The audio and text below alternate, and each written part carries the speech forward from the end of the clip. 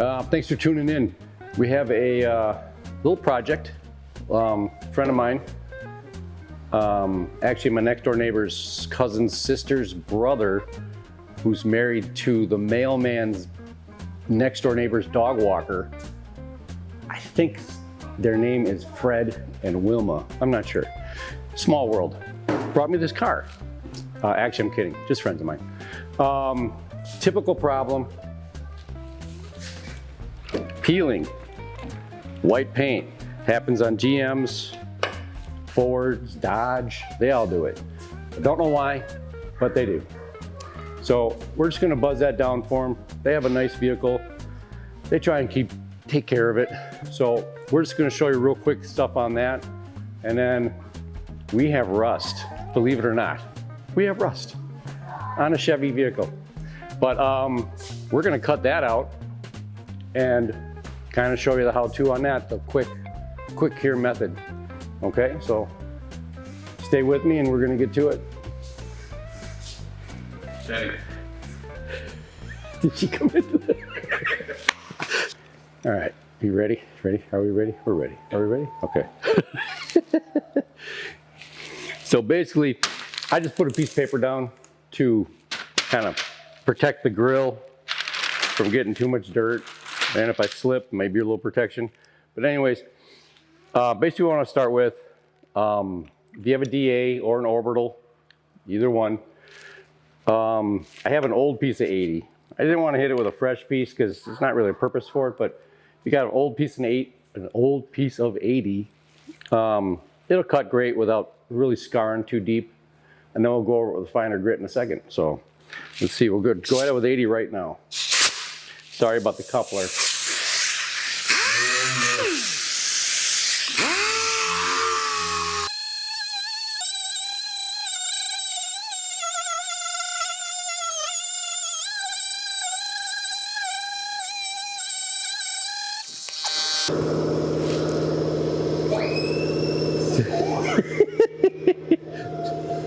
Say hi to Penny. That's our shop mascot for the day. Basically what you're looking to do with, ideally would be 180, okay?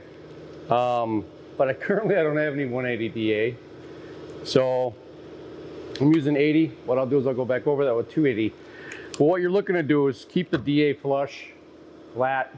This is a rolled panel, so you're gonna wanna roll, but stay contoured. Don't, pick up the DA on an edge, okay? Not good. What you're looking for is how the paint, you can see it, the separation between layers, top coat, the base coat, the white itself, the clear, the base coat, and the E-coat. Woo, having problems today. So basically we're gonna do, that's pretty good for the 80 grit. I am just having a problem in my mouth today. Well, I mean, we got a lot of noise. Yeah, more than usual. So actually, I got a little spot here I missed. I'm going to take that back just for a second. But basically what you're looking to do is just feather. Okay, the term of it is feathering out. That's where you get a good separation between the E-coat, base coat, and the clear. Okay, 80 grit is a little aggressive. 180 would be better. So we'll go back over with 240 and even it out.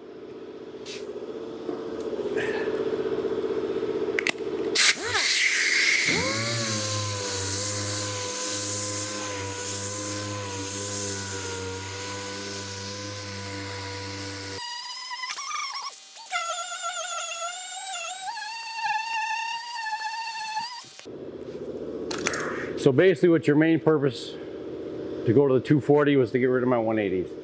But you also want to keep in mind the feathering. Make sure you step those layers back.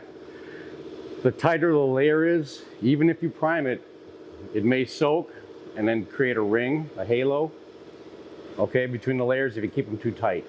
So separate them back. The level change feels good. Whatever small level change is there, like right there's a bad, not bad, but I can feel it. Primer will take it out. So what we're gonna do with this one, after we get it cleaned off, we're gonna scuff around the edges I'm gonna roll set here off this body line, roll off this top one, and then kind of fade it off back here, scuff this up a little bit. And then we're gonna go ahead and prime it. So kind of in cleaning this thing off, I found another spot I didn't like. Okay, so we're gonna address that one really quick. I also kind of want to show you if you have a Velcro pad on your DA or your orbital. I'm gonna give you the benefits of this. I call it kind of a contouring pad. So, so we're gonna hit this one really quick.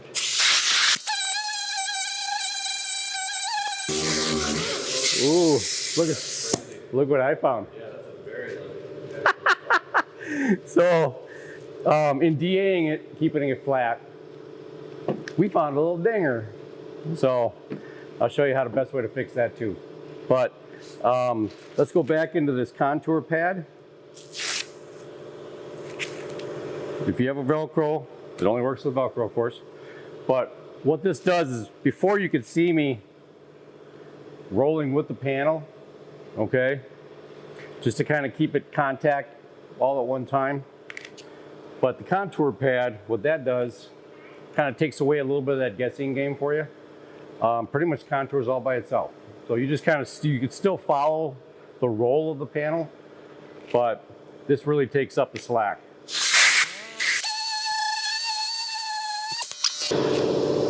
So with the small dent we discovered, you don't have to go and call a dent specialist for this one, since you're going to be repainting anyways. They're great. They do awesome work for whatever, 75, 125 a dent. But basically find a piece of 80 grit you got laying around. If it was one of your old DA pieces or one of your board file pieces, just go in,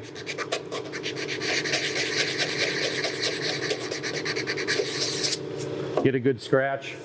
Try not to expose too much metal, but if you do, that's okay, because if you did watch one of my other videos, Eastwood, oh my goodness, Evercoat has a direct to metal glaze for small dingers just like this, and that's what we're going to use. All right. So the other issue we had with this Suburban is we got rust at the seam, and actually something Mike pointed out to me, and you can. There is a separation between the plastic inner well. Looks like they wrote over something and it broke it, but that let moisture up into here pretty bad. And you can feel it bulging, and you can see it actually bulging between the inner and outer. So hopefully we're catching this at the right time. But we're going to do a quick cure method on this. I'll show you how to do it. It's a couple simple tools and we're good. So basically what I like to do is just give myself an absolute border at the end. And I like using crap tape. I don't think they sold a lot of this stuff, and I got it for $1 a roll. So yeah, I'm thinking it's not great.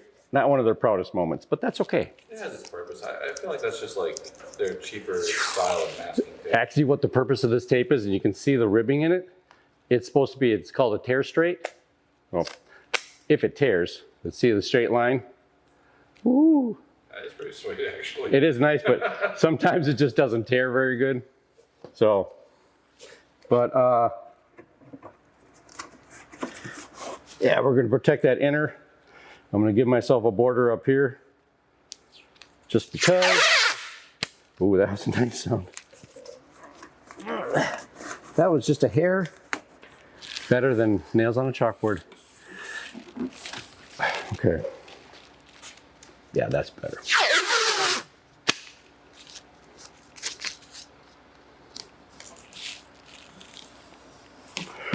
I don't want to be above this body line, okay? Because then we're getting into another contour, and there's no reason to. The rust stops here. So I just like putting that on there just to keep my own sanity. Because trust me, there's days where it's really trying. So, yeah, let's get it set up with a cord and my cutoff wheel, and I'll see you in a second. I didn't bring an extra cord over. Go play. You're good. So, because I'm gonna get my face under here and check everything out, I'm wearing a shield. Do yourself a favor and grab one. You can get them on Amazon, they're cheap. I know I don't wear a dust mask half the time. That's my problem. But get one of these, it helps. And when you're dealing with doing rusty stuff like this, get a dust mask. Comes in a pack of 6, pack of 12, pack of 20. It just helps. Me, I can hold my breath for 15 minutes at a time. So, lying.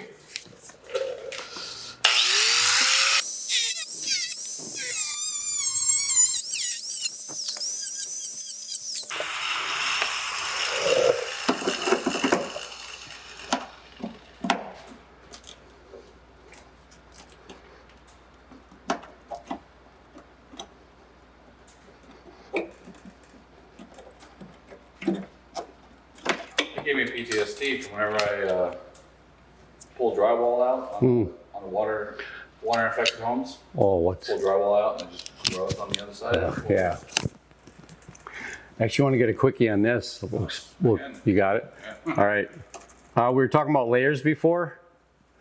Metal, even if metal is 18, 20 gauge on most of your stock newer vehicles, it actually layers out. When it rusts out in layers. Now I do have seam sealer in here from the factory, which honestly was a great idea at first, but what looks like is happening here is actually holding most of the moisture. So sometimes it's a good thing, sometimes it's a bad thing, but yeah. So for spot welds, which you can see just previously, it's a little indentation that holds everything, that holds together the metal, okay? What you want to do, get yourself a good 1/8 inch bit. Hopefully you have some. If not, I got, a little pack. Ask me, I'll loan you one. But cut off or spot weld, this is an outfitter kit. Spot weld cutter kit. Oh, I don't have my other glasses on. Outfitter, oh my gosh. Okay, spot weld cutter kit. I got this one on Amazon. I used to use Blair, they're great, but for some reason their price went. Don't really feel like buying it anymore. I've had good luck with this. Handook, I imagine it's not from the US, but that's okay. Handook. Great, I've been using this. I think I've used this on 3 cars already, cutting quarter panels off, floors. Love this thing. What you want to do first is you want to get that 1/8 inch bit, drill. You don't have to go all the way through, but drill a very substantial dent. Because it is rusty around it, you may pop through, but don't fret. You're pretty much going to weld that back up anyways, or seal it at some point. So we're going to screw in those 4 spot welds under here. We're going to dress those real quick, cut them out, and then get all that rusty metal out of the way.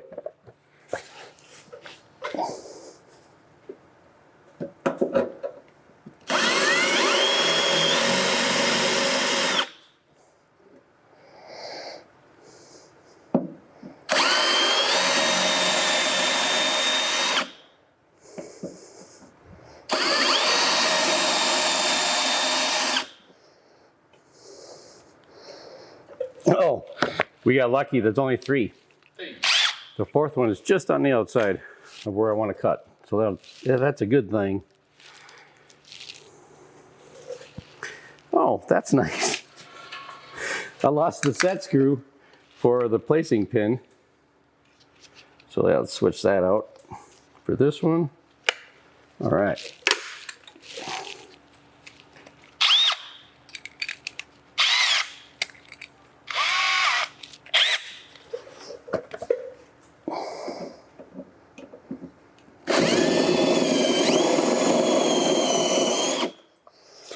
And then when you're cutting with a cutoff spot weld cutter, what you're going to want to look for is a dust burst, okay?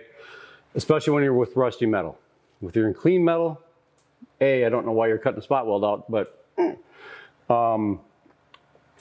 when you're on rusty metal, look for the dust burst and then stop. You don't want to go through the inner layer.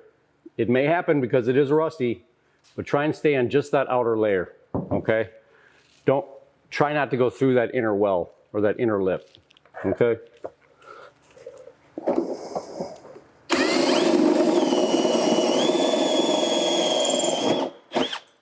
Just like that.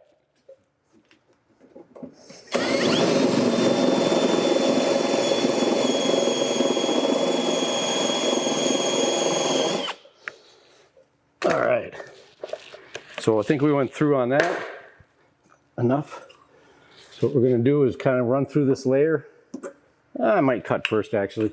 That's a better idea. Sorry, it seems like we're in a hurry. We are. They want to get this car back. I want to get it in primer so they can drive it home tonight. Then they'll come back when they can get a couple more days. I'll paint it and give it back to them.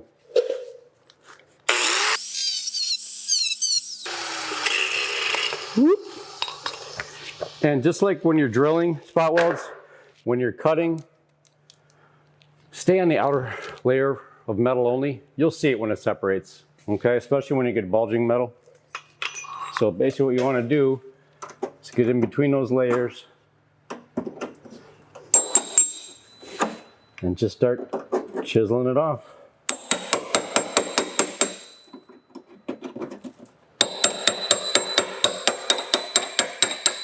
All right, make life easier. Here comes that caulk line. Okay. Oh, so it looks like the inner is pretty much trashed. So I was hoping that was going to stay, but you can see the spot welds. They pretty much just let loose, and that inner layer is just rotted. So that's all right. So we'll back up a little bit, change our game plan, replace some of this inner metal, get it all cleaned up, and then we'll replace the outer metal and we have something nice and fresh to weld to. All right. Dad, we broke your picture. Oh, you're recording too?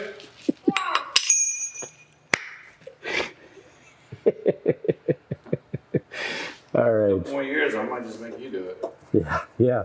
All right.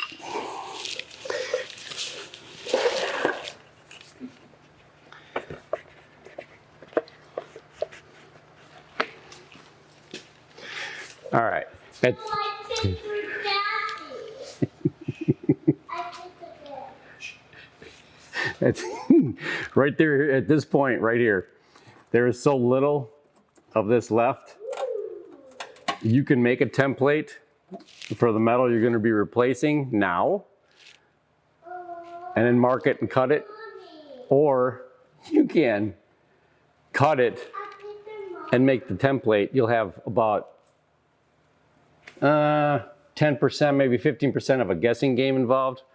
If you're pretty close, I mean, if you're pretty close, it'll be just fine. So we're going to cut this old rusted inner out of here. Inner out of here. We're going to cut the rusted metal away from the inner well, and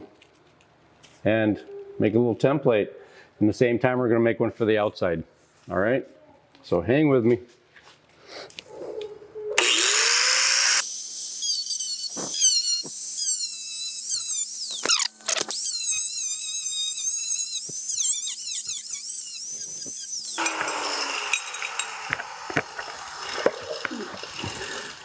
I'm not sure you've seen one of my previous videos, but if you can notice in this one, if you can notice in this one, when you're using a cutoff wheel, make yourself a template line with it. The wheel will stay in. The wheel will stay in that line. Okay.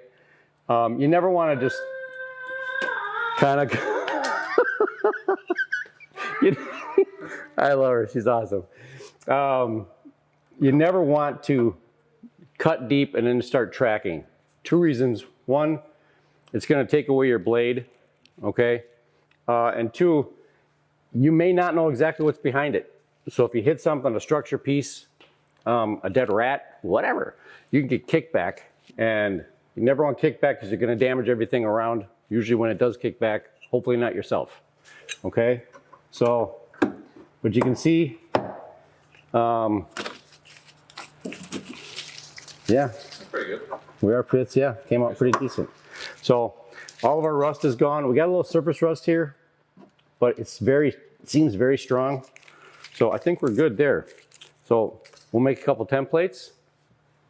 I'll show you how to do that really quick. We'll get them welded in place, cleaned up. Outside, same thing. And then we'll get into some body work, priming, and they're good. In templating, you can use a couple things. You can use just regular tape, or you can use paper and kind of tape it on. But what I like to do, we're going to go on an inner layer first, get it mounted. You don't have to follow the contour with the tape because we're going to mark that anyways. So basically just get the majority or all of the stuff that you're going to be replacing taped off.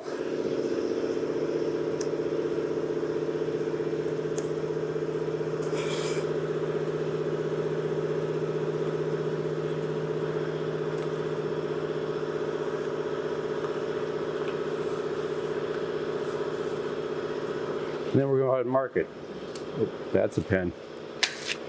We use a pencil. Okay. So basically just tape it on, follow the contour of the panel a little bit. You don't have to extremely. Not super necessary because you're going to find that anyways. But get your trace of your cutout. And you don't have to use the pencil in essence of the lead. Basically you're using something sharp and easy, and it does mark at the same time, so not a big deal. But what I am going to do, make sure I have in time.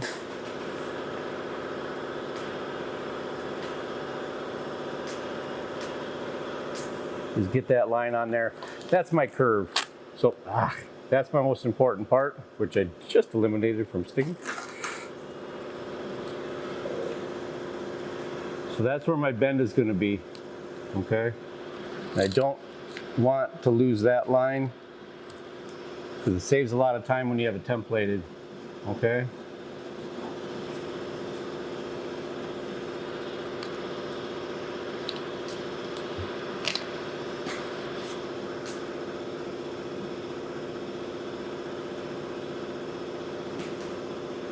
All right, and then while we're here, we're just going to make one for the outside too. Okay.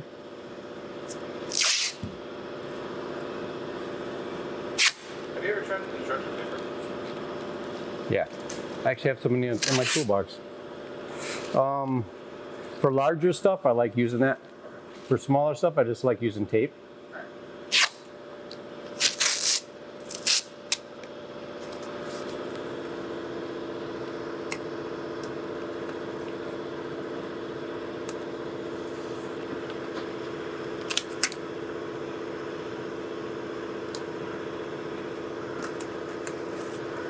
What I'm doing with the outside, I'm sorry, I don't mean to yell.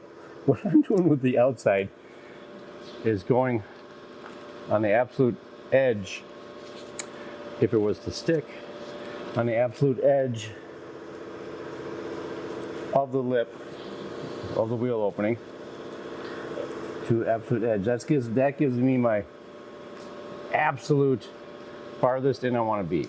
So I don't have to cut it and mark it. Makes my life a lot easier. Okay, bend, we're going to follow that bend just like that. I know it doesn't look right, so we're going to fix that in a second.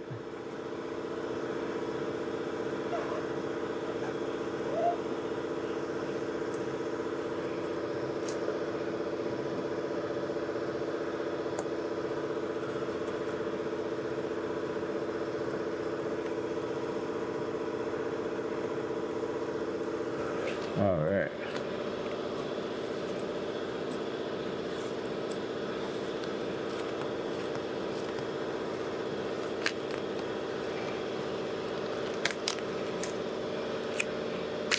Oh, I love sticky tape. All right, let's try that again.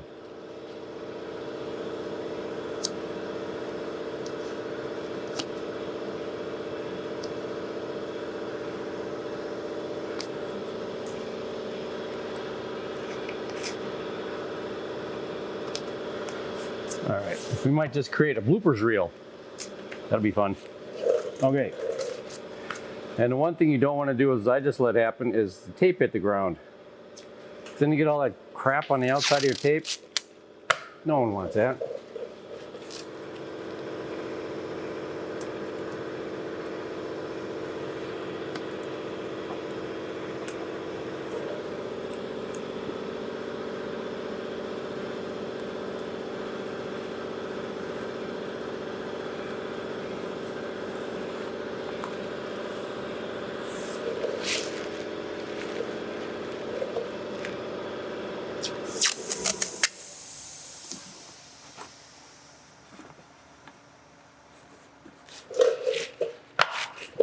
All right. Try that again. Take number 2.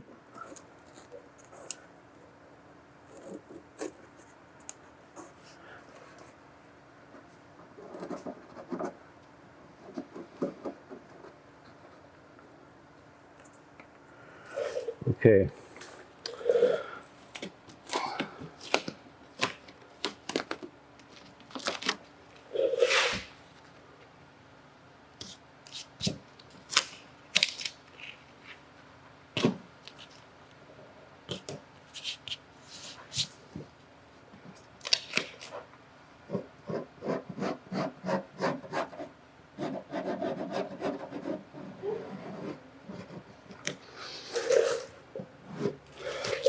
And that's why I brought the pen, because pencil just doesn't seem to work on tape sometimes. All right. So it looks like there we go.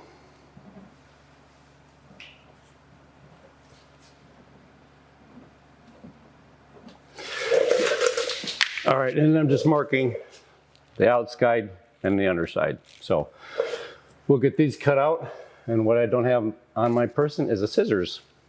So be right back. All right, so basically you want to don't mind the rust attached to it. You're just going to cut pretty much right on that line that you created with your pencil, or pressing it with your finger even.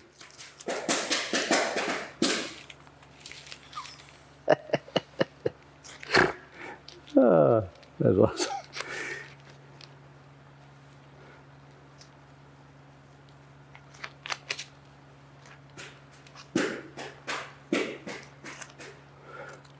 Yeah, sure. Now the tape's really sticky. When I wanted to get it stuck to itself, it didn't work.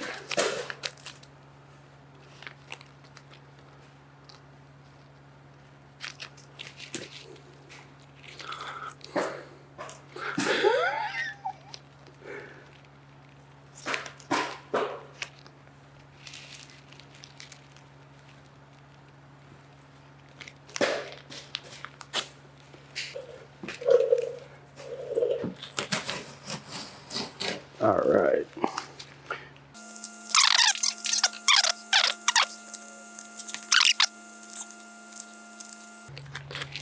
All right. Okay. Now we'll just bypass all that crap. So here's the other benefits of saving scrap metal is I found a little heavier gauge for the inner well, which I do believe from the factory is minimum 16 gauge. And I found a piece of 16 gauge galvanized, unfortunately, but I'll show you how to take that off easy. You don't want to weld over galvanized. First of all, the smoke or odor it brings off of it, not really good for you. Second, you would think galvanized would be great to put in here, but you're gonna be welding anyways. So you're going to be exposing a lot of bare metal. But anyways, and then I found a piece of 18 gauge, which this factory should be, exterior should be somewhere around 18 or 19 gauge. I don't believe they followed the imports and went up to 20 or 21 gauge. So yeah, we should have a pretty good match. So we'll get these marked out. I got my dark marker for the silver or galvanized piece. And Mike was nice enough to bring by a white liquid chalk pen. Wow. Liquid chalk pen for the black piece, because I can't find my silver marker. It's probably somewhere laying in that Camaro, but that's okay. So basically, I'm just going to use the curve of the outside of the tape to give me that bend line, because I'll show you how essential that is later.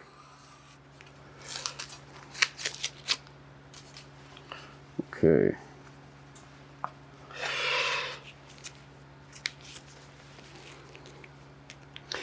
So basically, what you want to do,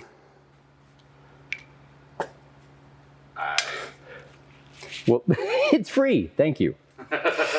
Okay, here we go. Is it working? Yeah. Like, no joke, that thing's like 15 years old.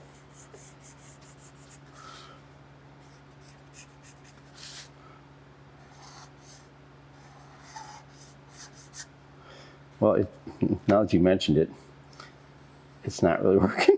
Maybe shake it. It was and then stopped, and the tip just found its way back into a hole. That's all right. Push it in. Yeah, I pushed it in to kind of. I think it's a marker. Oh, it's not about. Okay. All right, there. We got the general gist of that one. Oh, there goes the cap. Honestly, I might just have to wet the tip of that marker and just let it bleed or something. That's all right. Okay. Sorry, I forgot to mark my bend line.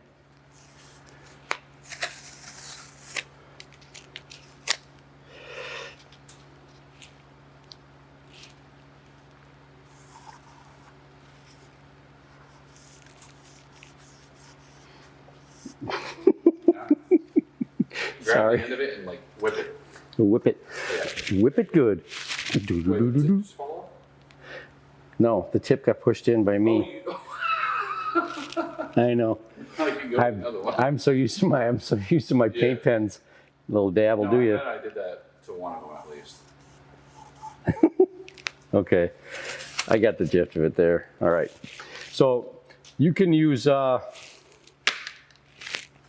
anything you desire to cut it apart. I mean, I have a shears on the other side, but not everybody has one, so we're going to show you. You can just simply do it with a cutoff wheel. Okay, if you have hand shears, and you like that better, I don't like hand shears on 16 gauge. If you saw any of my previous videos, sometimes I'm a little lazy. So what we're gonna do is we're gonna stay right on that marking line.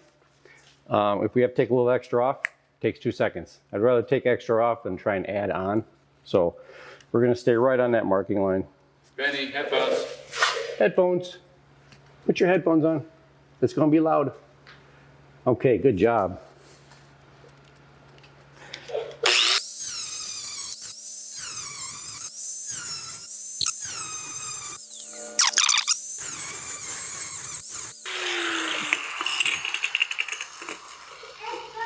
fast. I know, I'm sorry. And I know some of you guys or gals, people, folks, are sitting there thinking, wow, he's gonna cut right into his leg. So yeah, it wasn't the smartest thing for me to do, but right now I am shy of workbench space. So we're just gonna try not to hit the leg. If I had some wood, I'd knock on it, but I don't.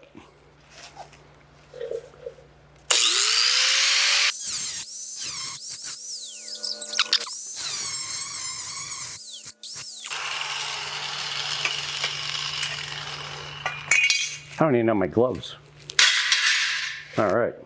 So basically what we're gonna do is get a set of gloves, because we're gonna just trim the excess and then clean these up so we got a good weld surface. So let me find my gloves. All right, so we're gonna grind up, clean the edges off, and then get our shape back in line.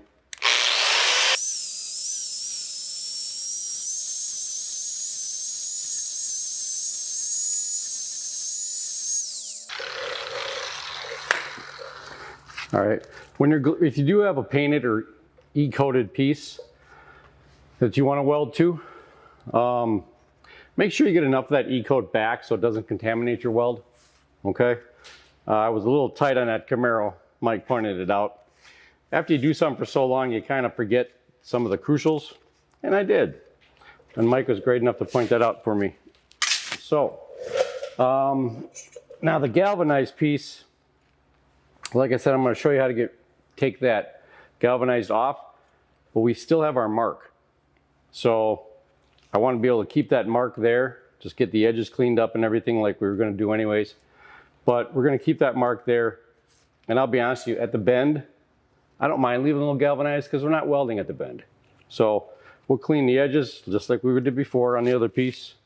And we'll get ready to put it on the brake.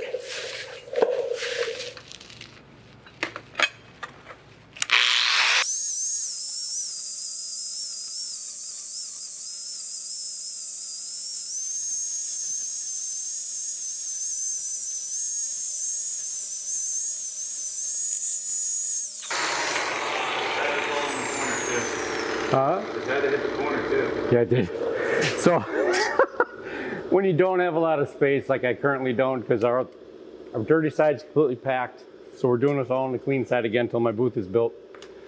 If you do happen to bend something, find something flat.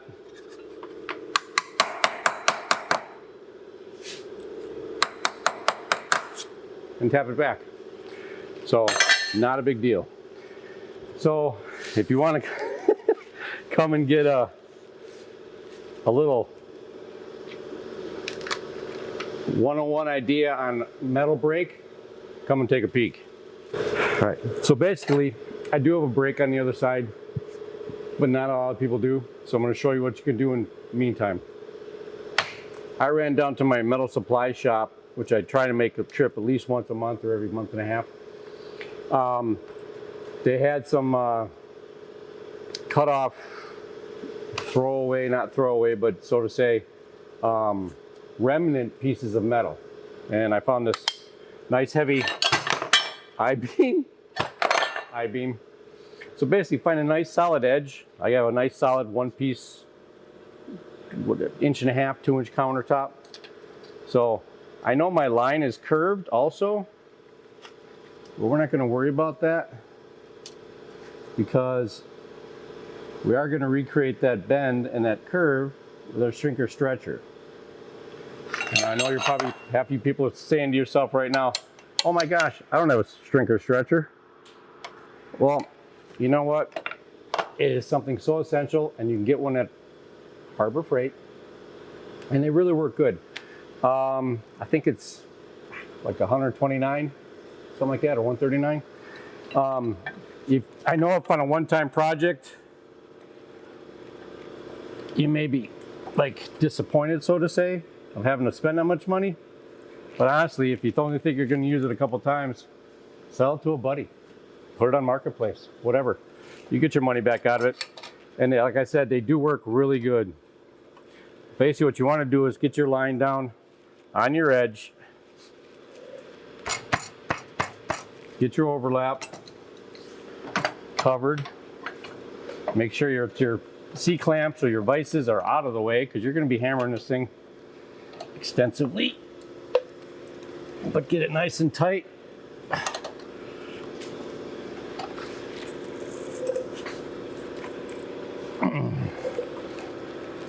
All right. Now, if you have faith in yourself, you can just use a hammer. Start on a downward angle. Just keep working away left and right, right to left, doesn't matter. Keep going back and forth. Try and keep it as flat as you can. Don't start banging it or chip at it with a hammer.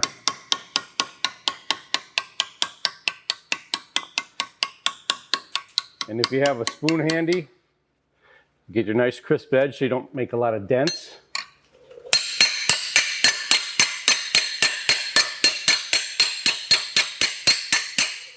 If you don't have a spoon handy, grab another hammer. This one happens to be curved, but we're going to use the flat end.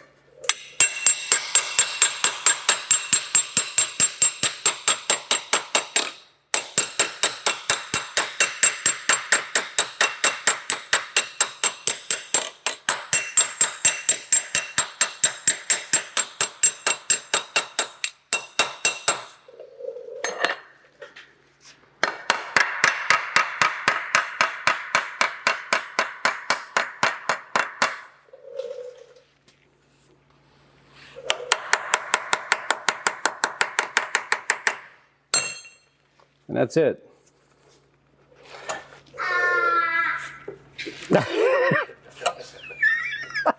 Now, if I can remember my left and my right, even when I'm upside down, that'd be great. Basically, it's just that easy, okay? So you don't need a lot of expensive equipment. You don't need a fancy brake. Like I said, previous in a video, I think I mentioned an 18-inch brake. Harbor Freight has one. Gosh, I think that one's only like 49 bucks or $39. So, but you can use stuff you got laying around or stuff you can pick up really cheap. Since this was in the remnant pile, I think I got this for $10, which, I mean, honestly, if I wanted to sell it for metal weight, I'd probably get the $10 back. So let's get our other piece bent and keep going.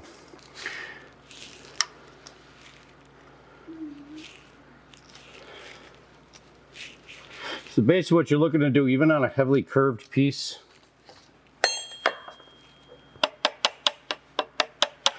you just want to find your ends, okay? And like I said, we'll gain that curve back on a brake, shrink or stretcher. So what you're looking to do, even like if you've never used a brake or bent something off the edge of a counter, you want to be, if your line is right here, okay, you want to be just to the inside of it with the edge of your lower inside edge, okay? So that when you bend, your bend is on the line itself, okay? If you're back from the bend, you're going to bend too far, you're not going to leave enough metal on top. If you take it back in too far, you're not going to have enough metal underneath. You have too much metal on top. So you kind of want to be, you want to give that metal room to bend, and you want that bend right on the crest of the curve, okay? So let's get this back in place. And I just moved my thing. There we go.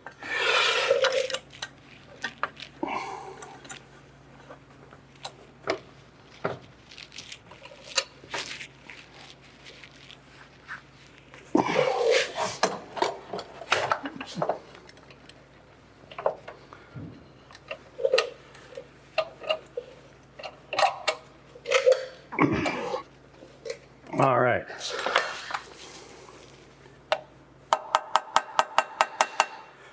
All right, remember, downward angle. And just keep going across slow.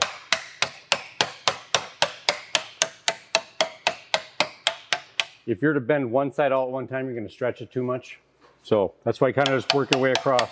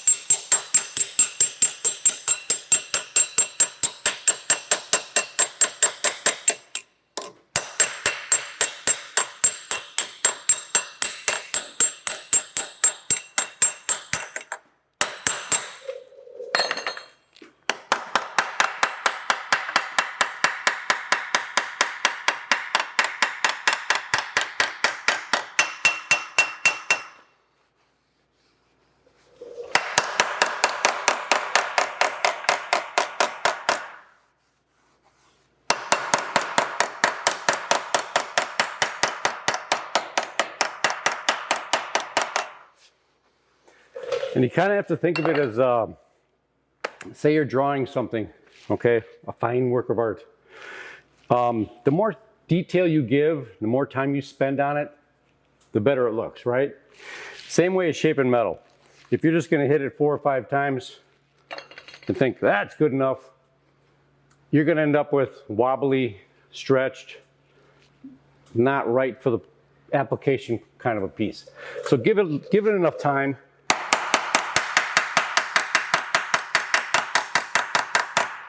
Pay attention to the details, okay? And next thing you know, oh my God, I need oil on these. Jesus.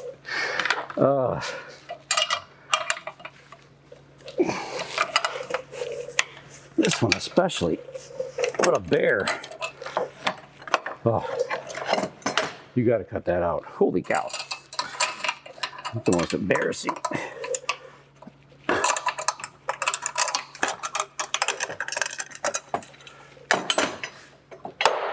All right. And yeah, exactly. With a little bit of detail, you end up with a nice straight piece. Okay. Now we're going to go over to the shrinker stretcher. I am going to remember which one is top and bottom. So let's go over and double check. All right. So when you're, in the meantime, when you're going to double check which side's which, of course, because we haven't shrunk it yet, our bend is straight, we're gapped. So don't worry about that, okay? But our length is correct, we know that. We may have to shave a little bit off so we match up to that bend, but that's easy enough too. So we know that one's top. All right, and we know that one's top, okay. Cool. And sometimes what you want to do also, if you have a good marking utensil and you don't wreck it, like I did. All right, so what you want to do when you're double checking to make sure which side is which and that it fits right, what I like to do is, biggest part of my bend, I make the longest line, okay, right up in the center. And then as my bend gets shallower, I just reduce my lines. You'd think it's kind of no-brainer, but when you get up there on a shrinker stretcher or on your tooling piece, it's crazy how much you'll kind of like lose track of what's going on, okay? This one's, yeah, this one I think we can get away with. That one's gonna curve heavy. So let's go over and check it out. So basically with your shrinker stretcher. Now I just happened to pick this up. I had a stand I bought for something else, a different shrinker stretcher setup that really didn't work very well. But ran to Harbor Freight, got this kit in a box, $129, something like that. Anyways, what's great about shrinker stretcher is you get it in there. I got mine on a foot pedal, but if you have a hand pedal, you don't have to go crazy with it, okay? You don't have to gear down on it. A good shrinker stretcher, it's gonna work with basically just the weight and a little pressure.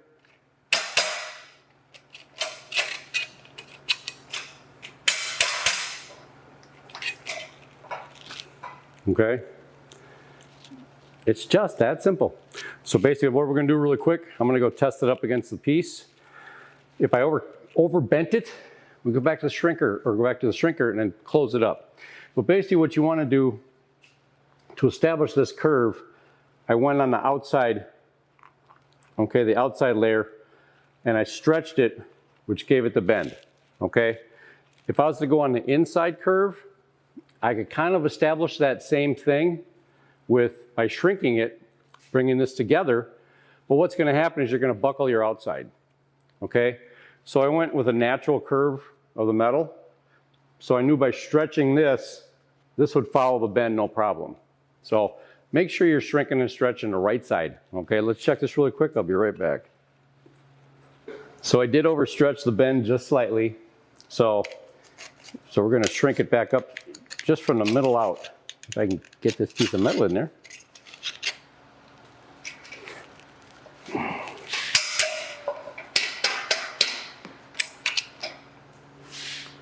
All right, I think that'll work really good.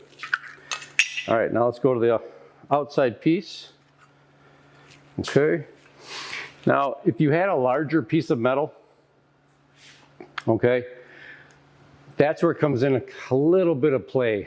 The shrinker stretcher, if you had a 4 inches, 3 to 4 inches up, 3 to 4 inches out, the shrinker stretcher, even though it has it only has about a 1 inch throw. Okay, so if you had a 4 inch piece and you're only stretching 1 inch of the top of it, you're not going to accomplish much on the bend. Okay, so in another video, when I have a larger piece of metal, or you want to create a wheel opening on a larger piece of metal, you get into cuts. Okay, relief cuts, and then you can fold the metal. Then at that point, you can go to that outside 3 or 4 inches, shrink that, and because of the relief cuts, it'll follow. Okay, and then you just weld up the relief cuts. But right now, I only have at the max, I'd say 1.25 inches. So it's still, I think it's still going to work pretty good. Let's get it all the way in. Let the teeth do their job.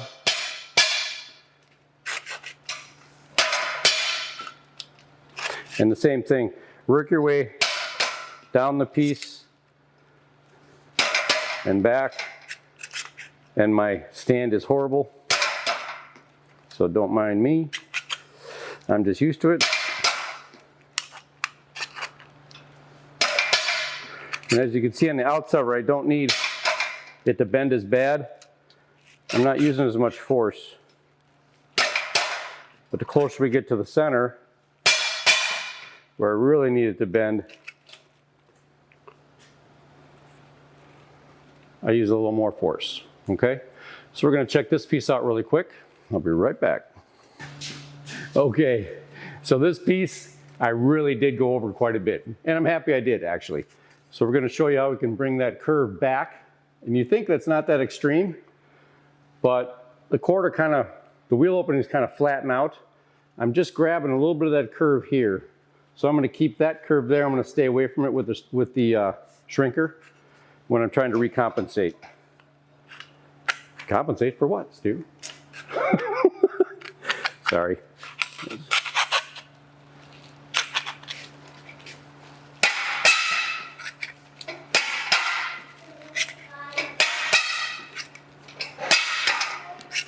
All right. So yeah, we kept that end curve. I'm gonna check it out. I'll be right back. Okay, a little bit more. And I really got to fix this stand. Remind me next time. All right, next time you see me use the shrinker stretcher, it's not going to be so wobbly. Give me a second, I'll be right. All right, we're really close. Needs a little bit more.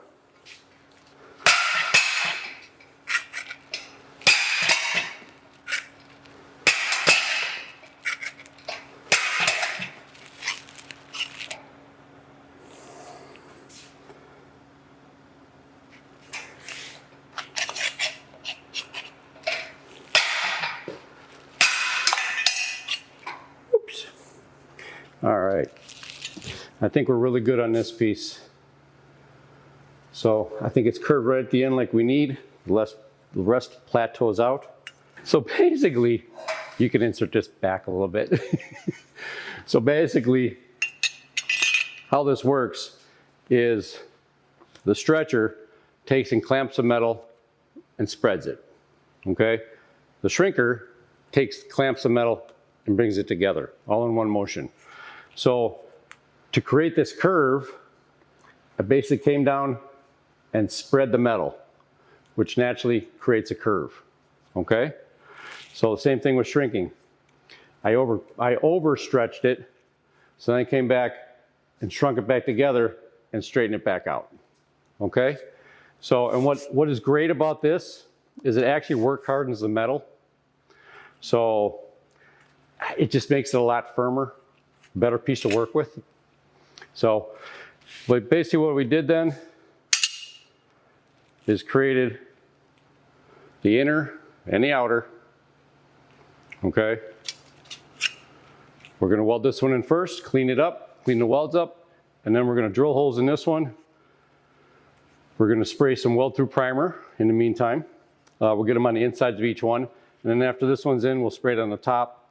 I might even spray it in the quarters just to let it seep down and kind of stop some of that, or not stop, but delay some of that future rust. Okay? So, all right, let's get set up to do some weld-through primer. There's a lot of companies out there making weld-through primer.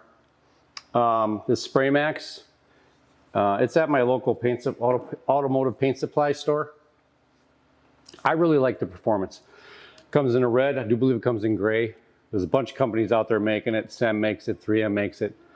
I like the performance of this one. So, but basically what you want to do is get it shaken up really good. Okay?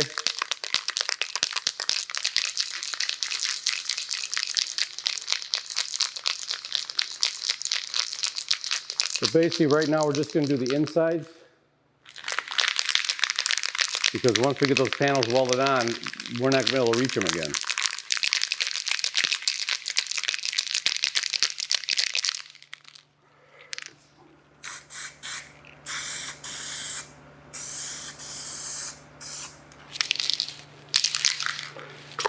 All right.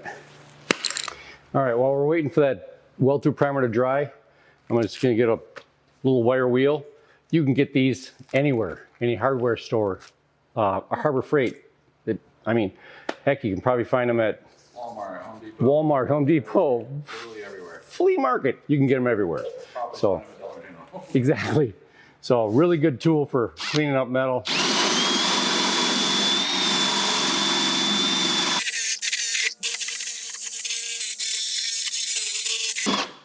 Basically what the purpose is, take any surface rust that may be in there, and the factory still does galvanize their inner panels. So you do want to get that galvanizing off again, okay? But basically just leave yourself with a nice clean piece of metal. It's gonna be good to weld to. So we're all dry. In the last test fitting, what I did find is it was slightly high on the left side. Basically, I just ground down a little bit, okay? That's not gonna affect the weld-through primer. It's still in there. So, we should be good to go.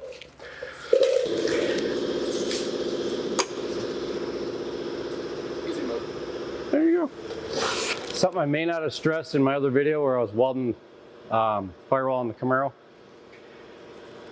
When you are setting up your welder, okay, make sure that your cord, you know, don't leave any kinks in it. You know, you got to let that wire free flow as much as it possibly can, okay? Because if you inhibit it from flowing right, you'll inhibit the wire feed, you'll inhibit the weld, it's going to get ugly.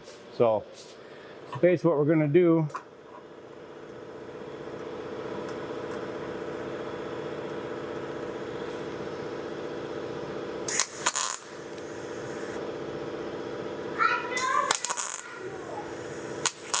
I know, I'm sorry.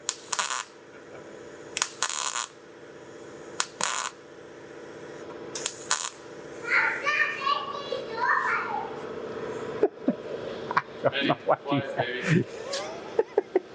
So basically the most important thing here is to make sure that your bottoms line up. Make sure that the bottom of your existing panel and the bottom of your replacement panel line up, because that's where you want to flush with your outside panel and get it to weld in. So if you end up with a little space or gap on top, you know that's perfect. You want gap when you're welding anyways. Even if it's a little excessive, you just work it across, okay? So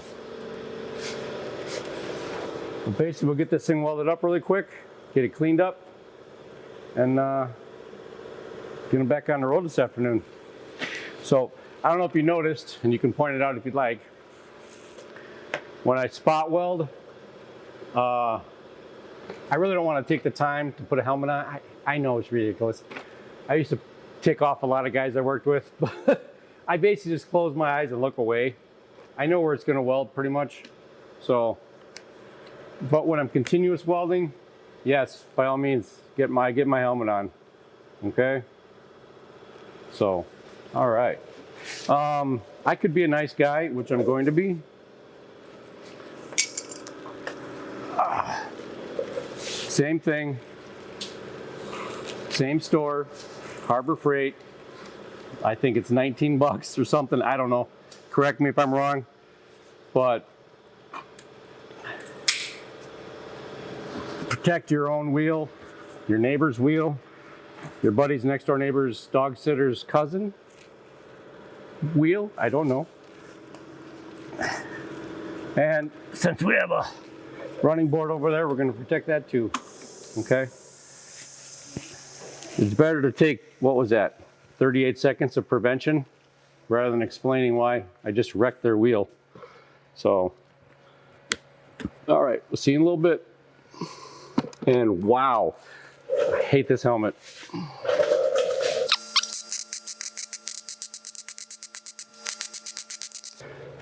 All right, in the previous video with the Camaro on that flat panel with the weaker metal that was heat tempered, I moved around a lot to dispense the heat, try and keep it cooler, okay? With this piece, I'm working with 16 gauge, and it's on a heavy double curve. So I have a very strong piece here. I'm just continuing it, just continuous weld. Basically, I know I told you I'd get into a video explaining welding a little better, but I'll be honest with you, I want to get a better helmet that I can put the GoPro in so you can see what I'm doing, because with this helmet, that doesn't work. So, but basically you just feed the monster, so to say.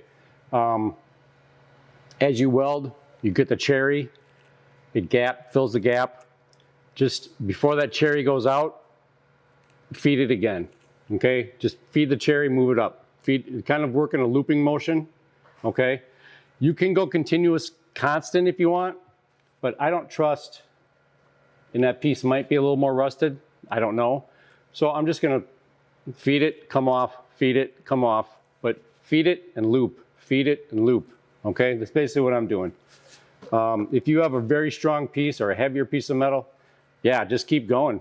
Loop, go, loop, go, loop, go. I don't have a lot of faith in this inner piece. I know it is heavier metal, but it may be a little rustier inside. So I'm just gonna be cautious about it, that's all.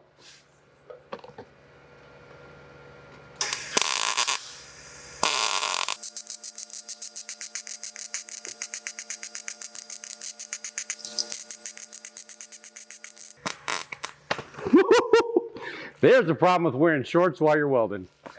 Got one. Yeehaw. All right. I'm glad I'm past the point of having kids, because I don't know if I would anymore. Wow. Okay. Oh, wow. Okay.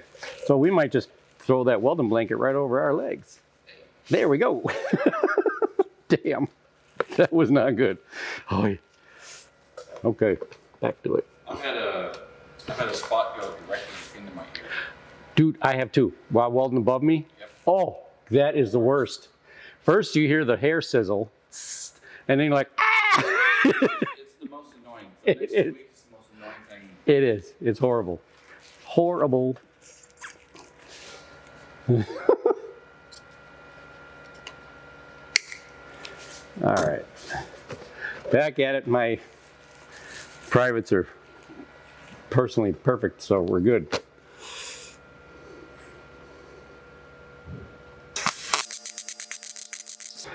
When you have a gap that's a little wider than you'd like it to be,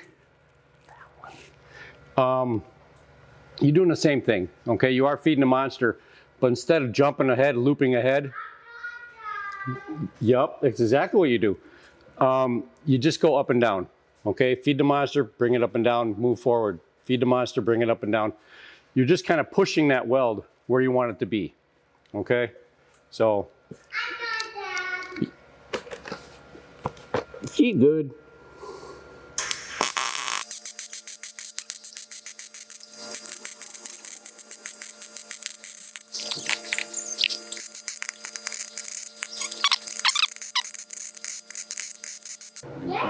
Yeah, it's a good idea.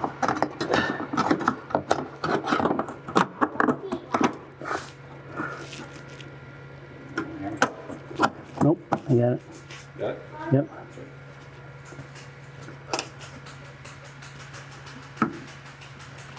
Damn.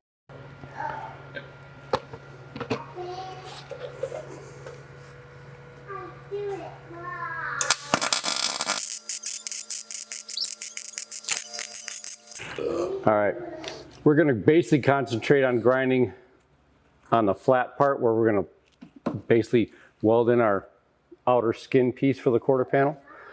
But, you know, even though it's a gapping in here where they insulated or siliconed, we're gonna take a little bit of that chunk away. So it's not necessary for it to be there. So we're gonna take a little away, but our biggest concern is right here on the flats where we gotta lay in that other piece, lap it, and so to say,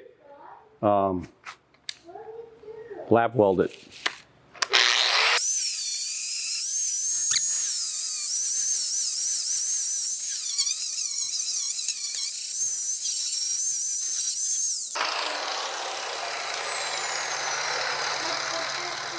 All right.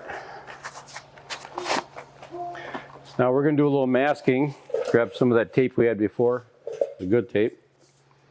I want to get the inside coated with weld-through primer, of course. A, to protect it, and B, like I said, I'm going to try and soak it in these corners to try and, you know, get it to soak and spread out. Just to help but neutralize some of that rust that may be spreading. But I don't want to get a ton on the outside, so hence masking it off.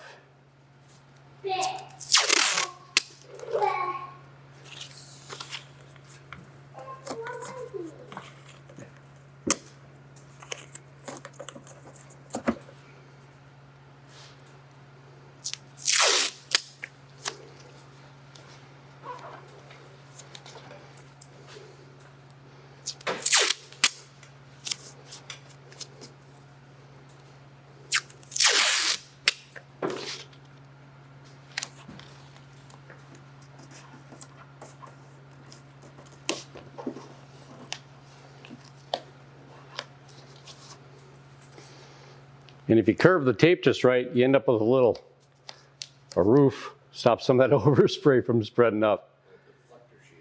Deflector shield, exactly.